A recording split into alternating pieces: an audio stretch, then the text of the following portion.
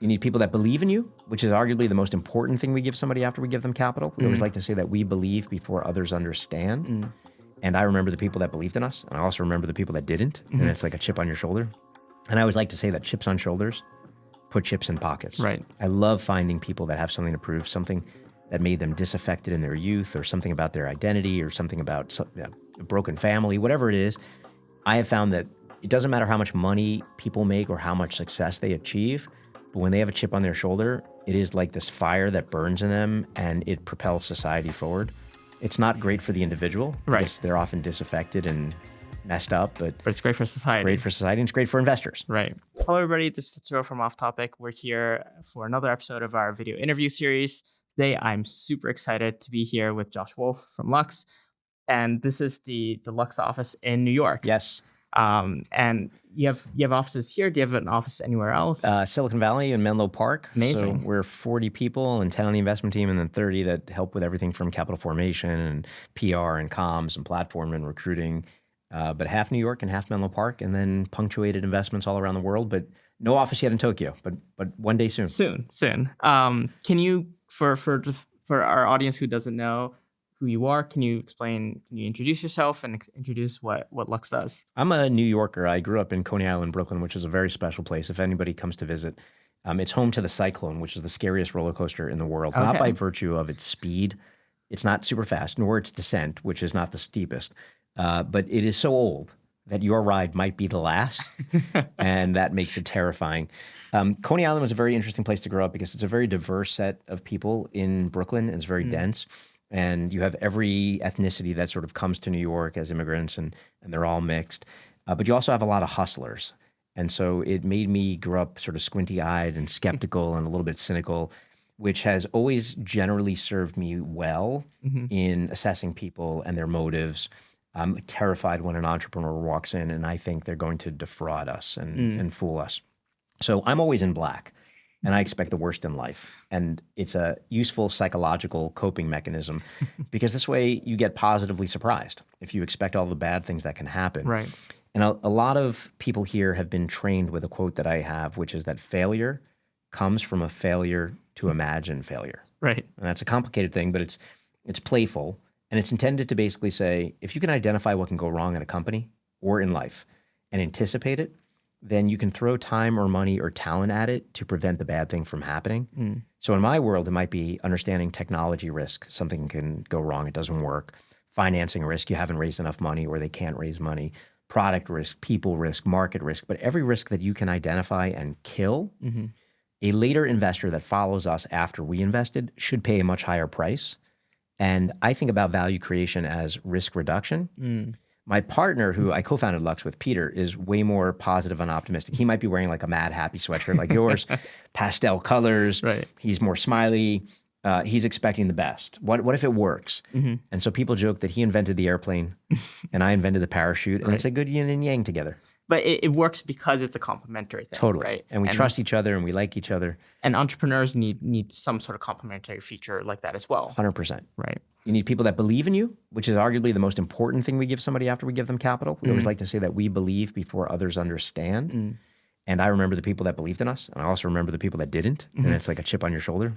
And I always like to say that chips on shoulders put chips in pockets. Right. I love finding people that have something to prove, something that made them disaffected in their youth, or something about their identity, or something about a broken family, whatever it is. I have found that it doesn't matter how much money people make or how much success they achieve, but when they have a chip on their shoulder, it is like this fire that burns in them and it propels society forward. It's not great for the individual because they're often disaffected and messed up, but it's great for society. It's great for society and it's great for investors. Right. But how do you find those chips, right? Because you have to, not everybody's willing to kind of share their complex, right? Their issues. You get to people's life stories. What is driving you? If somebody comes in and says, I just want to change the world, I roll my eyes. I don't believe it. If somebody says, I was the gay kid in a neighborhood where there were no gay kids, or I was the only black kid in a mostly white neighborhood, or my father left when I was 2, or I had a stutter until I was 11, or my teachers told me that I would never be good at math, or something where basically people doubted you and you somehow develop, not in spite of that, but because of it, this drive to basically say, I'll show them. And some people say it's a petty thing, let it go. And I love finding people that have that sort of affliction. Because it gets you through all the different hardships. Adversity. To be able to go through something that is truly painful, feeling ostracized, feeling unloved, feeling rejected, to be able to get through that. Then when you're dealing with the rejection of raising money or trying to recruit somebody and they say no, or somebody not want to buy your product, it's like, who cares? You've been through hell. Yeah. You take somebody like Palmer Luckey. Palmer founded Anduril, now one of the leading defense companies in the US, but arguably increasingly in the world, that started as a crazy idea. Palmer was very young, started a company called Oculus, which Meta bought, and it's now the basis for their VR. And he got fired for political views that he held at the time that were more right. He was like a Trump supporter when everybody at Meta was like mostly left-leaning. Right. And he's like, I want to start this defense company that almost was inspired by Stark Industries out of Iron Man. And he's like, this doesn't exist. There is no secret Q James Bond room where they're developing these cutting-edge technologies for war fighters. And I want to create that. And to this day, now that he is a billionaire multiple times over, both from the sale of Oculus and from his stake in Anduril, now valued over $30 billion. When we first invested, it was like $60 million. Wow. He is still picking fights online with third-rate journalists from CNET from like 2012 that wrote something nasty about him. Yep. And he's still like, you still never recounted or recanted that, take it back, and people are like, let it go. And again, I'm like, no, keep going, because he's got this fire that will burn, I think, until the day he dies. And so, you talk about Anduril, like you've often talked about this concept of science fiction, science fact. Can you talk about that? And then is that gap kind of narrowing? Is it, and why do you think it's narrowing if it is? It's a great question. And yes, I would say that the gap between sci-fi and sci-fact keeps shrinking. So science fiction, if you think about it, instead of imagining failure in most cases, people are imagining, what if the world could be this? What if you could 3D print or conjure your coffee mug? What if you could fly a drone and race it like drone racing and pod racing in Star Wars? What if you could build the replicator on Star Trek? Yeah. What if you could do robotic surgery, like when Darth Vader cuts off Luke Skywalker's arm? And so all of those things were basically somebody that imagined, and if it obeys the laws of physics, it should be possible. And I can tell you how many entrepreneurs we have backed that were inspired by something in Star Trek or Star Wars or a graphic novel they read or some sci-fi space opera thing. And even Mark Zuckerberg, as he transitioned Facebook from being social media into the metaverse and now into AI, he was totally inspired by Ready Player One and the entire canon of the technologies and the stack and the ecosystem that would enable a world where people were basically opting out in some sense of reality into this metaverse. So I keep a presentation of all of these amazing sci-fi scenes that map almost perfectly to some technology that Lux has funded in a company that became real. And so I love Osmo, for example. That's a great one. That's a great one. Osmo is, these devices, our phones, have eyes and cameras. They have ears and microphones, but they don't have a sense of smell yet. And smell is our most evolutionary salient scent. It's, if you think about Proust in Search of Lost Time, when the character bites into the mandolin, it harkens back to his childhood and his story unfolds. And we've all experienced that, where a smell brings you back to the first kiss you had or the first boyfriend or girlfriend you had, and the smell of their shampoo or the smell of your grandparents' home or home cooking. There's all these things that trigger these memories that in many ways are difficult to share with other people. But if you had something like Shazam, but instead of detecting a song that's playing in the cafe that you're like, oh, is that Drake or Kendrick? And instead you're like, oh, is that bergamot or vanilla or whatever? Right. And be able to record it and then play it back. So that became the essence for Osmo, which we actually spun out of Google and then funded. But yeah, I love finding things where the gap between sci-fi and sci-fact is shrinking. Your earlier question, why? Either our sci-fi authors are becoming less creative, right, or our scientists are benefiting from the compounding use of technology and accelerating. And I think it's probably a mix. Got it. Yeah, I like going back to Osmo, my podcast co-host, like when she arrived in the US, she's like, this is the smell of America, right? And like, I think a lot of people won't realize it living here, right? But you might realize it when you come to Japan, right? The smell is different, the sounds are different. I just got back from the Mideast and I was in Saudi and UAE and Kuwait, and oud. is a very distinct Middle Eastern smell.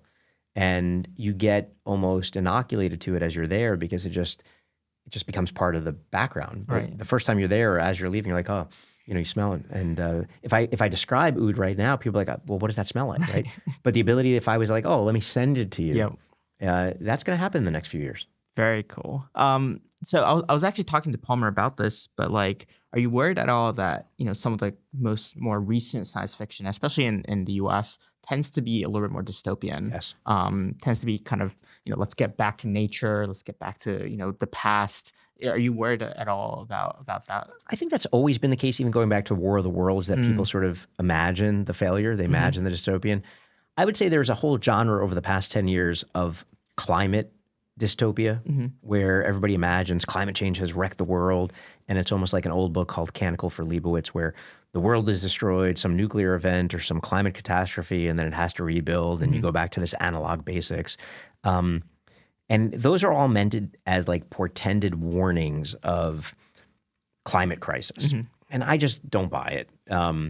So to me, the most likely catastrophes come not from our technologies, but from people that use them, right? And so social media is arguably, to me, more destructive at creating chaos or bad actors with malintent exploiting it to influence people and change the way that they think, to undermine the nation state, or those are more dangerous technologies than anything that we've ever funded. So yeah, I do think that there's a dystopian default, but I also think that the people that sort of can imagine a pro-social world where technology is helping to reduce human suffering, to create more opportunity, to allow people to express their genius. There's this great thought experiment that I love, which makes the case, the moral imperative for why you have to invent and imagine new technologies. And what it imagines is, imagine person X existed, but technology Y that made them famous didn't. So imagine Mozart or Beethoven exist, but the harpsichord was not invented. The genius that they were able to express through this physical technology, this instrument, changed people's lives. Expressed emotion, made people feel things, evolved music. Imagine Steven Spielberg, or Stanley Kubrick, but the 8mm camera did not exist. Imagine Bill Gates, but the personal computer did not exist, and the ability to create an operating system that would change the world. Imagine Jimi Hendrix, but no electric guitar.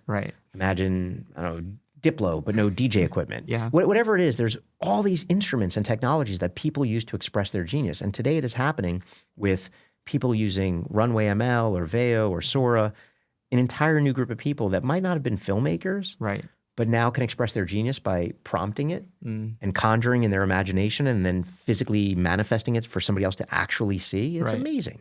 And I mean, Lux does this in some way with your incubation arm as well. Can you talk a little about what, the Lux Lab does and why you decided to also do incubation, not just investments? So if you zoom out for a second, we're a $5.5 billion fund. About a third of what we do is in healthcare, and that's everything from like robotic surgery to biotech to med devices. Another third is aerospace and defense and industrial.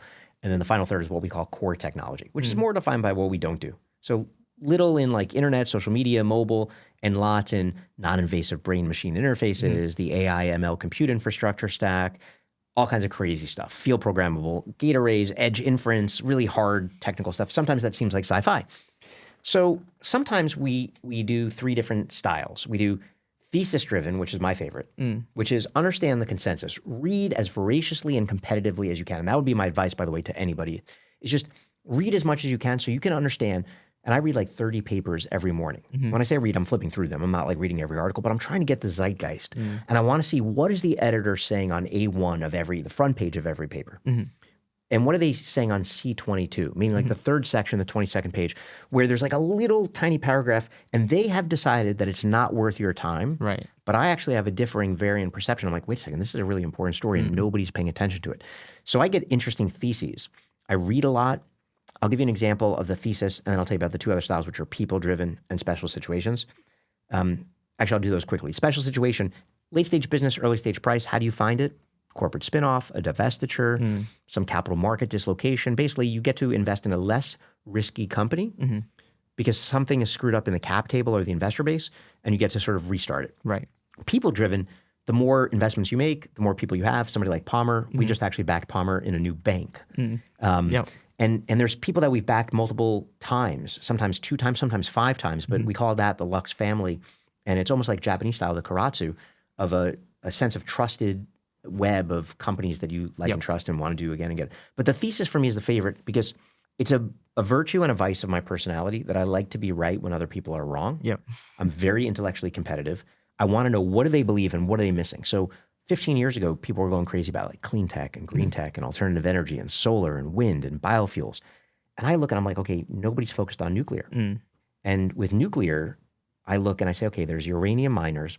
They're mostly like hucksters in New Mexico and Nevada and mining companies, not for us. Modular reactors. This is a good idea. Instead of building a gigawatt power plant for $1 billion, could you build 10, 100 megawatt in less time, less money? Turns out you have the paradox of you need the regulatory bodies to approve it. In order to get that, you need a customer, but the customer won't commit unless you get the Right. So there's this chicken and egg paradox. We said no. And the biggest unsolved problem is what do you do with the waste? Now, at the time when we came up with this idea, almost 15 years ago, we named it Curion after Madame Curie, spelled with a K. And there were 104 domestic reactors in the US, and you can make $1 to $2 million per plant treating low-level waste with chemistry and material science and robots and dealing with this stuff. There were 440 globally, and China in particular was starting to ramp up. Right. But the biggest unsolved problem is what do you do with the waste? And a lot of that waste was for pre- and post-Cold War bomb making. Hanford, Savannah River, Idaho National Labs, Sellafield in the UK, La Hague in France. And we were like, okay, who makes the money doing this? And the answer was these big engineering companies like CH2M Hill, URS, Fluor, Bechtel. So we said, let's start a high-tech company that goes after this with material science that could grab the radioactive elements, technology to vitrify it and turn it into glass and stabilize it so it couldn't get into the environment, and then robots to be able to handle this stuff because it's dangerous. Right. This would have been a phenomenal business, but it became a spectacular one because of a negative black swan in Japan. Right. And I remember I was here in New York when the CEO of this company that we started called me and said, we just got a call from TEPCO because earthquake, tsunami, Fukushima disaster, March 11th, 2011. And we became the only US company picked for the cleanup. And we went from $1 million in revenue to like 180 million of revenue, 40 million of EBITDA. And what this team did, and we ended up selling that to Veolia, a big French giant. What we ended up doing was building these giant engineering systems. We actually had to get Ukrainian military planes called an Antonov. Russia actually destroyed a lot of them during the war. It cost us $1 million a day to rent these planes. We would fly things over to Fukushima. And it was a water treatment facility that would remove 99% of the radioactive cesium, strontium, technetium, uranium, plutonium. And I felt very proud of what we were doing, but it was also very intellectually rewarding because we had the insight to say, this is going to matter. We never anticipated there was going to be a disaster. And so I feel very honored to be able to serve the people of Japan to help that. Yeah, in a small way. Was that kind of your first relationship with Japan? Like Curion was our first foray. We might have had some Japanese companies that made small strategic investments, but that was the first. And then I'd say we've had companies like we just announced Nozomi, which is an OPSEC industrial security company that Mitsubishi just bought for $1 billion. But Sakana and the team there is really the first pure Japan-based company that we funded that most of the great Japanese companies have now become partners and co-investors. And this was backing Ren Ito and David Ha and Leon Jones, who came from Google. And they wanted to build the sovereign model for Japan in Sakana AI. And they've taken this very interesting evolutionary approach. They've attracted some of the best and the brightest people, and we're very proud to be part of what they're building. And is the goal to hopefully continue kind of building relationships in Japan as well? And I am so bullish. I mean, I've met young entrepreneurs that maybe they trained here in the States and then they went back, but the criticism that was not always correct, but was that it was a very conservative culture and it wasn't apt for entrepreneurship and risk taking. You have this amazing guy, Swimmy, who started effectively like the LinkedIn in Japan. And I got introduced to him and so impressed by him and a lot of his friends. And I'm just amazed at the entrepreneurial talent. And it's exactly that kind of ecosystem where those people will become angel investors in the next generation. And it just starts to build. And you typically just need one or two or three stories to rally around. Right. And it becomes the almost diaspora of entrepreneurs who leave and go. And you see this in the US, people that were at Meta or Google Right. or now Anduril or Palantir, and they're leaving and starting companies, and it just creates this beautiful ecosystem. Yep. Yeah, so I'm very bullish on Japan, not just for like traditional internet and tech, but hardcore AI, really deep tech, aerospace and defense. I really want to fund something, as long as the country will permit us, that is U.S. and Japan allied. And we share some common enemies and threats. And it's the only other country where baseball is the national pastime. And We have Shohei Ohtani. yeah. And, we got so lucky. We went as a family, and it was our single best trip. My best friend is Andrew Sorkin, who's the CNBC journalist in New York. He's just got a book published, 1929, just came out. It's amazing. And his family and our family went, and it was the best family trip. We travel all the time together. The best family trip we've ever taken. Everybody loved it. I've got 3 kids. He's got 3 kids. We go to, with Swimmy, we go to the opener of the Dodgers. The Dodgers night, yep. And the Dodgers Cubs. And we're there, and it's amazing in the Tokyo Dome. And my son is there, and one of Andrew's sons is there. Ohtani hits a home run. Yep. And it was so amazing. Anyway, the next day, or 2 days later, we're in Osaka. And a car pulls up, and it's a Rolls Royce. And he waves my son over. An outstretched arm comes, and he hands him a ball, and it's a signed Ohtani baseball. What? That's crazy. My son was like the luckiest kid in the world. I'm like, what is happening? So yeah, we're all in. That's amazing. What's one thing that you've experienced in Japan that you think could come here that you don't see here right now? Well, the one that our family loved was 555 Hooray, which is the dumpling place in Osaka and Kyoto. Yes. Those are really good. Look, street art, street fashion, is coming here. I think there's so much Japanese style. So food, fashion, art, music probably will come next. Like, if you look at what's happening with like the K-pop phenomenon, like why can't, Definitely. there's like Japan hip hop and there's cool. So, but most importantly to me, which is where we live and breathe every day, is science and technology. I am just sort of amazed at the arc from the industrial to the microelectronics boom, and then sort of to the consumer boom, financial services and financialization. But now I think we're back to like a hard tech ascendancy. So I'm very optimistic about Japan's role in that. You've talked a lot about the importance of storytelling, and Lux is an incredible storyteller. All the investors, including yourselves. Can you talk about why it's even more important now, and then also in the categories that you invest in? Well, it's a noisy world where you're competing for attention. Right. Your interview series, your podcast, like it has to stand out from others, and so you're constantly trying to be distinct and distinguished. So that's number one. But if you're a CEO, the number one thing that you can do when you walk in here is we're hearing 10 pitches a day. So how are you going to stand out? Right. Now, if you come out, and again, if you say, I just want to change the world, like I don't believe you. Right. But there's something about somebody that is so passionate and has such a strong grasp on their content and their material. I call it the Pampers effect, which forgive me because it's a little inappropriate. And one of my late partners, Larry Bach, who started 17 companies from scratch and took 14 of them public, he used to describe this as the Pampers effect. Pampers is a form of like diapers or adult diapers or kids' diapers, where you're sitting across from the founder and you're like, oh my God. And you're trying to keep it cool. But that feeling is something that you can predict that the first 3 people that they're going to hire are going to feel that when they go to raise their next round of funding. Right. So the people risk, the financing risk. Will investors be excited? I want somebody walking out every time that they hear me pitch Lux, if it's a limited partner that's investing with us. And I want any of our companies, when they walk out, to say, wow, that was the most interesting meeting I had, and that was the most impressive person. Right. So storytelling hits your emotions in a way, especially if it's true, because you can also have a story, but you feel like those people are full of it. Right. That can get people to pick up and move across the country or across to another country. It can convince people to invest with you. It can convince a customer to prioritize you. It can convince the media to cover you. If you can't tell a story, if you can't stop somebody and capture their attention, you're at a disadvantage from the people that can. It makes sense. One of the last topics I want to talk about is Lux has a really interesting series called Riskgaming. Yes. I was very fortunate to be able to participate one in Japan. I think it was one of the few that you hosted there. But which do you remember? Was this on China EV? China EV. Okay, cool. Yes. Can you talk about what's the backstory behind the Riskgaming and why are you doing this? Well, if you go back to my failure comes from a failure to imagine failure, most of the great things in my life and the bad things are defined by low probability, high magnitude events, what people call black swans. And it could be a positive black swan or a negative black swan. But too often, most people are sort of incrementally thinking. You extrapolate from the recent past.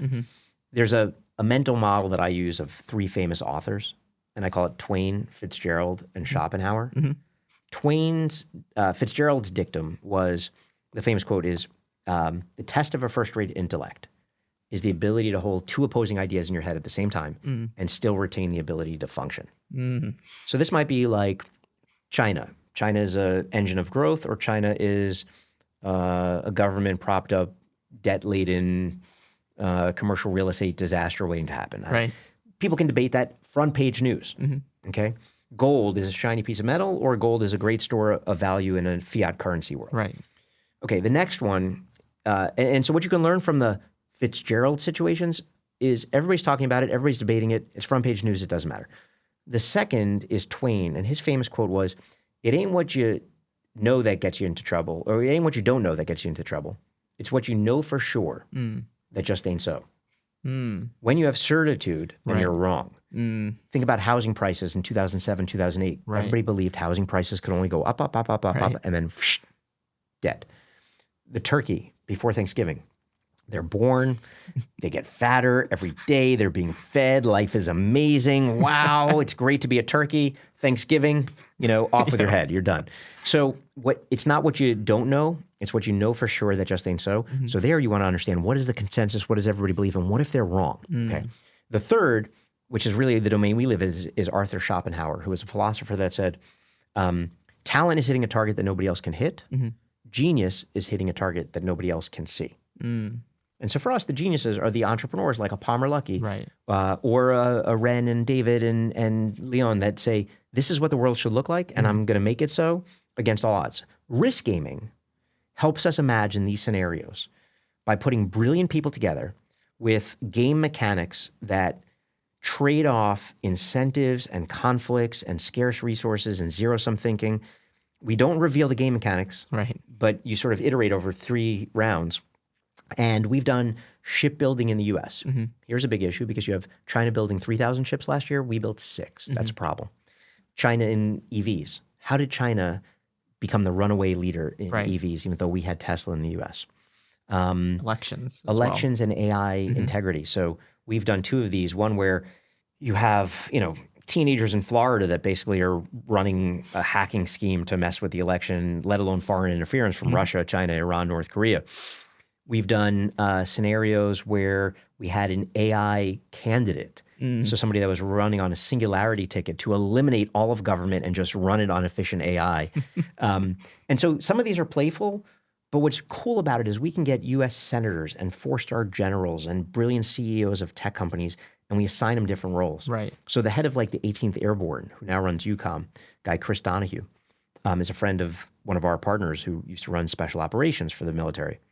We made him the CEO of a tech company. We took the CEO of a tech company and made him the head of defense procurement for the Pentagon. You put them in uncomfortable roles where they have to make different kinds of decisions.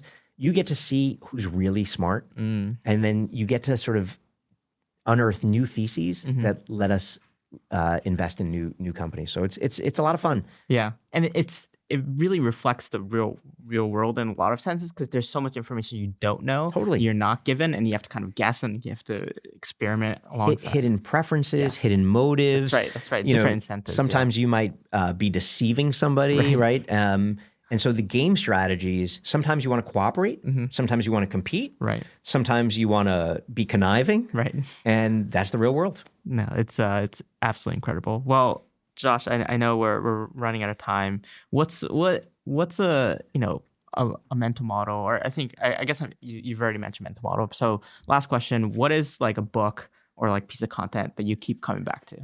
Well, I really love Poor Charlie's Almanac, the sort of compendium of Charlie Munger's speeches and wisdom. There's an adjacent book called Seeking Wisdom from Darwin to Munger. And I find that rational thought is almost like Karl Popper's sense of a good explanation. It's hard to vary. And there's certain things that just click.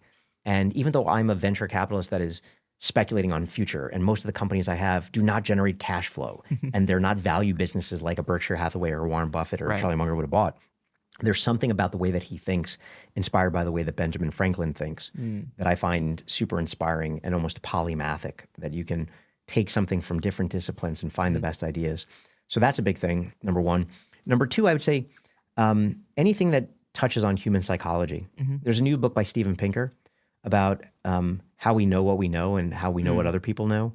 And it's this idea of some revealed preferences and hidden knowledge. And I think, especially in a world of AI, where generative AI and white-collar jobs are going to be under increasingly threat, what is going to be scarce, and therefore what's going to be valuable, is a human connection. Is sitting face-to-face with somebody, being able to read them, know when to cooperate, know when to compete, know when to connive, know when they're playing you. And I think in a world where people are just stuck on their phones and stuck in chat rooms, they're going to be disadvantaged relative to the storytellers and the truth tellers and the liars and the people that can connect and persuade and sell. And that is going to be one of the last human arts that are going to be less manipulable by just pure AI. Interesting. Well, Josh, I have like a million other questions to ask, but maybe to be next continued, time. Yes. Yeah, maybe next time in Japan. In as Tokyo. Well. Thank you so much for your time. Great to be with you. Great meeting you.